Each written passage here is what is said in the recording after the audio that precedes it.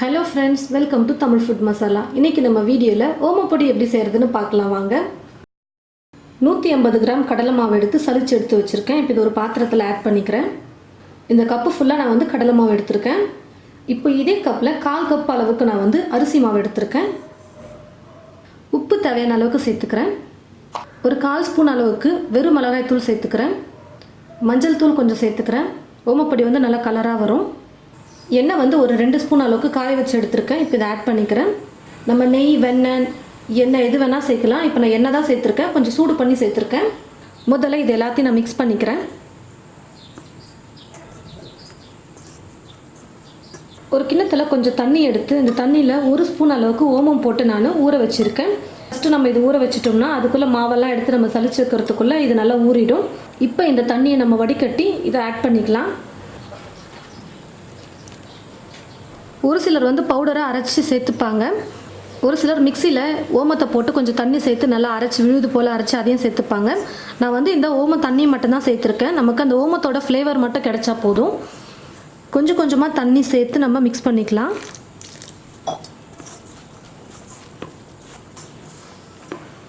பாருங்கள், நல்லா மிக்ஸ் பண்ணிட்டேன். ரொம்ப கெட்டியாக இருந்ததுன்னா நம்மளால் முறுக்குழால போட்டு நம்மளால் பிழிய முடியாது.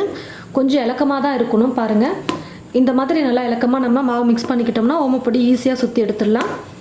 மாவு மிக்ஸ் பண்ணியாச்சு. இப்போ நம்ம கடாயில் எண்ணெய் ஊற்றி காய வச்சுக்கலாம். ஓமப்பொடி பிளேட் பாருங்கள், இதை தான் நம்ம யூஸ் பண்ணணும். இந்த மாதிரி மெல்லிஸாக இருக்கிறதுல யூஸ் பண்ணால் தான் நல்லா வரும். முறுக்குழாக்கு ஃபுல்லாக நம்ம எண்ணெய் வந்து உள்ளெல்லாம் அப்ளை பண்ணி எடுத்துக்கலாம். இப்போ கொஞ்சமாக மாவு எடுத்து நம்ம முறுக்குழால போட்டுக்கலாம். கடாயில் எண்ணெய் ஊற்றி வச்சுட்டேன். எண்ணெய் வந்து நல்லா சூடேறிடுச்சு. எண்ணெய் நல்லா காஞ்சதுமே நீங்கள் தீயை வந்து குறைச்சி வச்சுக்கோங்க. தீயை குறைச்சி வச்சுட்டு இப்போ நம்ம ஓமப்பொடி வந்து சுட்டு எடுத்துடலாம். அப்படியே ரவுண்டாக நம்ம அப்படியே விடாமல் சுட்டு எடுத்துக்கலாம்.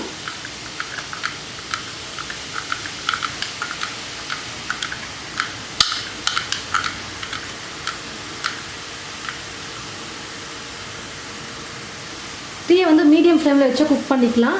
ஃபுல்லாக வச்சோம்னா மேலே வந்து சீக்கிரமாக கலர் வந்துடும். கொஞ்சம் தீஞ்ச மாதிரி ஆகிடும். மீடியம் ஃப்ளேமில் வச்சு குக் பண்ணோம்னா கரெக்டாக வெந்து வரும். ஒரு பக்கம் கொஞ்சம் லைட்டாக வெந்ததுக்கப்புறமா இப்போ நம்ம அப்படியே திருப்பி போட்டுக்கலாம். பாருங்கள், ஓமப்பொடி நல்லா வெந்துருச்சு 2 பக்கமுமே. இப்போ நான் எடுத்துடுறேன். இதே போல் இருக்கிற எல்லா மாவையும் நம்ம ஓமப்பொடியை செஞ்சு எடுத்துக்கலாம். நான் ஓமப்பொடி ஃபுல்லாக நான் சுட்டு எடுத்துட்டேன் எண்ணெயில். இப்போ கடைசியாக கொஞ்சம் கருவேப்பிலை எடுத்து பொரிச்சு எடுத்துக்கிறேன்.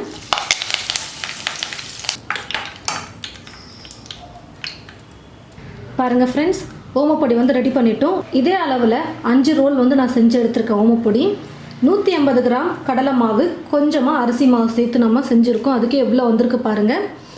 நம்ம ஏதாவது ஃபங்க்ஷனுக்கு நம்ம சீர்வரிசை வைக்கணும் அப்படின்னா நம்ம இதே போல் ரவுண்டாக செஞ்சு வச்சுக்கலாம். நம்ம வீட்டில் சாப்பிட போகிறதுக்கு இப்படியே வைக்கிறதுக்கு பதிலாக நம்ம உடச்சி பாக்ஸில் போட்டு வச்சுக்கலாம்.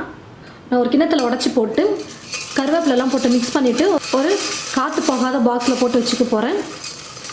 நம்ம வேணுன்றப்ப அப்பப்போ எடுத்து நம்ம சாப்பிட்றதுக்கு சூப்பராக இருக்கும். பாருங்கள், நான் எடுத்துருக்க எல்லா ஓமப்பொடியும் உடச்சி எடுத்துக்கிட்டேன். இப்போது எண்ணெயில் பொரிச்சு வச்சுருக்கிற கருவேப்பிலையை சேர்த்துக்கிறேன். ரொம்பவே சீக்கிரமாக செய்யக்கூடிய ரெசிபி தான் இது. ஒரு 10 நிமிஷத்தில் நம்ம மிக்ஸ் பண்ணி செஞ்சிடலாம். ரொம்ப சீக்கிரமாக வீட்லேயே நல்லா ஃப்ரெஷ்ஷாக நம்ம ஹெல்த்தியாக செய்ய முடியும். இனி கடைக்கெல்லாம் போய் நம்ம ஓமப்பொடி வாங்கிட்டு வரணும்னு அவசியமே இல்லை. நம்ம வீட்லேயே செஞ்சுக்கலாம். இது போல் நீங்களும் உங்களுடைய வீட்டில் நல்லா முறுமுறுன்னு ஓமப்பொடி செஞ்சு பாருங்கள். செஞ்சு பார்த்துட்டு எப்படி இருக்குன்னு மறக்காமல் கமெண்ட் பாக்ஸில் வந்து கமெண்ட் பண்ணுங்கள். இந்த வீடியோவை மற்றவங்களுக்கும் ஷேர் பண்ணுங்கள். தேங்க்யூ.